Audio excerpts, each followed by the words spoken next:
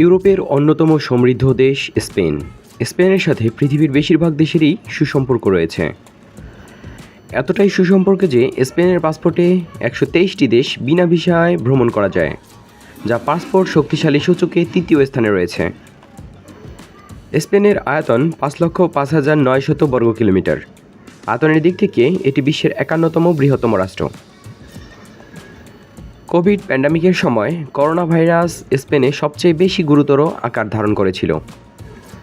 দেশটিতে কোভিড-19 আক্রান্ত হয়ে 28,300-রও বেশি মানুষ মারা গেছে এবং মৃত্যুর এই সংখ্যা ইউরোপীয় ইউনিয়নের তৃতীয় সর্বোচ্চ। কোভিড-19-এ বিশ্বে সর্বাধিক মানুষ আক্রান্ত হয়েছে আমেরিকায়, এর পরের তালিকায় রয়েছে স্পেন। স্পেন মূলত ইতিহাস ঐতিহ্যে সমৃদ্ধ একটি দেশ। চলুন আজকের ভিডিওতে স্পেন সম্পর্কে জেনে আসি। তার আগে বলে রাখি, আপনি যদি এই চ্যানেলে নতুন হয়ে থাকেন তবে প্লিজ সাবস্ক্রাইব করে বেল আইকনে ক্লিক করবেন, আর যদি ইতিমধ্যে সাবস্ক্রাইব করে থাকেন তাহলে অসংখ্য ধন্যবাদ। আমাদের ভিডিওগুলো নিয়মিত ফেসবুকে পেতে চাইলে আমাদের ফেসবুক পেজটি লাইক দিয়ে ফলো করে রাখতে পারেন। আমি রহস্য বালক আছি আপনাদের সাথে, তো চলুন ভিডিও শুরু করা যাক।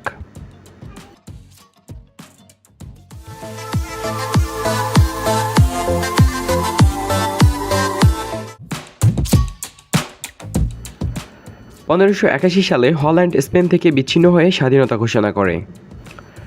সামরিক জেনারেল ফ্রান্সিস ফ্রাঙ্কো একনায়ক হিসেবে পরবর্তী 36 বছর স্পেন শাসন করে।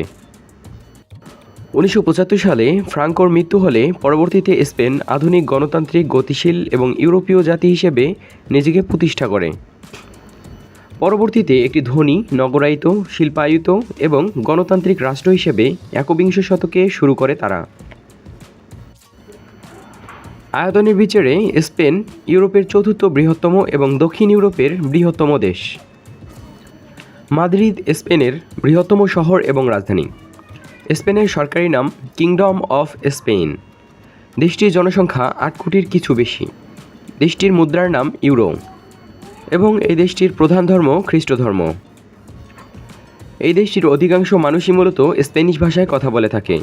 স্পেন 14 ডিসেম্বর 1955 সালে জাতিসংঘে যোগদান করে।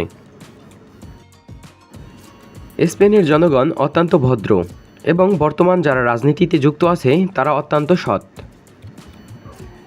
স্পেনের নাগরিকেরা দেশটির সকল আইনকানুন মেনে চলেন এবং স্পেনের পুলিশ ঘুষ নেয় না, তারা জনগণের প্রকৃত বন্ধু।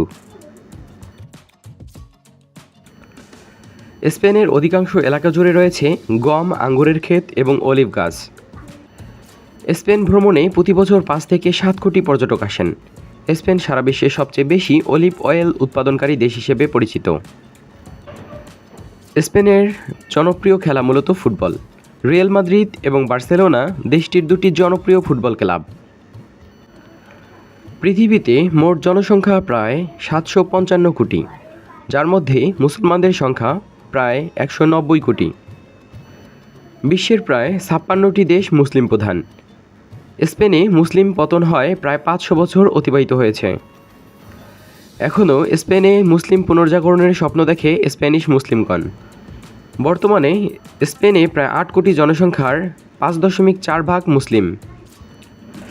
স্পেনে প্রায় 32,000 প্রবাসী বাংলাদেশি বসবাস করে, যাদের সিংহভাগ থাকেন রাজধানী মাদ্রিদ এবং পর্যটন শিল্প সমৃদ্ধ এলাকা কাতালোনিয়ায়। এদের বেশিরভাগই হোটেল, রেস্টুরেন্ট কিংবা সুপারমার্কেটে চাকরি করেন। বাংলাদেশি কিছু ব্যবসায়ী রয়েছে সেখানে। স্পেনের জাতীয় খেলা মূলত ষাঁড়ের লড়াই। এই ষাঁড়ের লড়াইয়ে যারা জিতে যায় তাদেরকে ম্যাটাডোর বলা হয়। বড় অদ্ভুত এক ধরনের খেলা, যারা দেখেননি ইউটিউবে সার্চ করে দেখে নিতে পারেন। বিশ্বের অনেক দেশ থেকে পর্যটকেরা এই খেলা দেখতে আসে এবং খেলতে বহু লোক স্পেনে আসে। স্পেনের আরেকটা খেলা মূলত টমেটো খেলা। শহরের মানুষজন সব রাস্তায় নেমে আসে, একজন আরেকজনের গায়ে টমেটো ছুঁড়ে মারে। ইউরোপে 50টির মতো দেশ রয়েছে, যার সবগুলোই অত্যন্ত সুন্দর।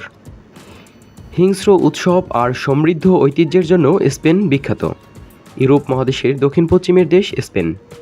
প্রাচীনকালে ফিনিশীয়রা এবং কার্থেজীয়রা, সর্বশেষ রোমানরা এই অঞ্চলটি শাসন করে। দেশটি দীর্ঘ মুসলিম শাসনামলে শিক্ষা, গণিত, ভূগোল, স্থাপত্য, জ্যোতির্বিদ্যা, কাব্যচর্চা ইত্যাদি বিষয়ে ইউরোপের শীর্ষস্থানীয় পর্যায়ে পৌঁছে গিয়েছিল।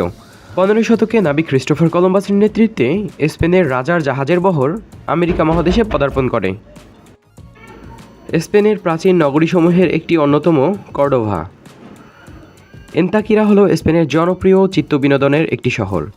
এখানে আছে অসংখ্য গগনচুম্বী হোটেল এবং রেস্তোরাঁ। সমুদ্র উপকূল উপভোগ করার জন্য স্পেন জুড়ে এই স্থানটি বিশেষভাবে প্রশংসিত। বিংশ শতকের শুরুতে স্পেনের সরকার কাগজে কলমে গণতান্ত্রিক হলেও আসলে একটি বিশেষ শ্রেণীর হাতে স্পেনের রাজনৈতিক ক্ষমতা কুক্ষিগত ছিল। এরপর রাজনৈতিক দলগুলোর মধ্যে ক্রমে ক্রমে সংঘর্ষ এবং নৈরাজ্য ছড়িয়ে পড়ে। 1002 সালে ইবনে আবি আমিরের মৃত্যুর পরপরই মুসলিম স্পেনে বিশৃঙ্খলা নেমে আসে। সমগ্র উপদ্বীপ কম বেশি 34টি ক্ষুদ্র স্বাধীন শাসকের হাতে চলে যায়। তারা একে অপরের সাথে নিজের স্বার্থ নিয়ে যুদ্ধে লিপ্ত ছিল। এর থেকে মূলত লাভবান হচ্ছিল উত্তর পশ্চিমাংশের ক্যাথলিক রাজারা।